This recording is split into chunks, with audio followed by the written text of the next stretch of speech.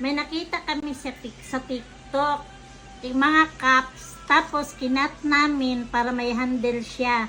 Tapos, lalagyan namin ng mga candy, ipamigay namin sa mga schoolmate ni Sus. Tapos, pagkatapos maglagay ng candy, ganito na yung ano niya. Tapos, nagawa. Ayan, madami na kaming nagawa. Ito na. Taran! Ang cute, diba? Tapos lalagyan na lang namin ang pangalan niya. Nagaling sa kanya yan. Ayan yung mga candies na inilagay namin. Sari-saring candy lang. So, may lollipop. Meron to. Ayan.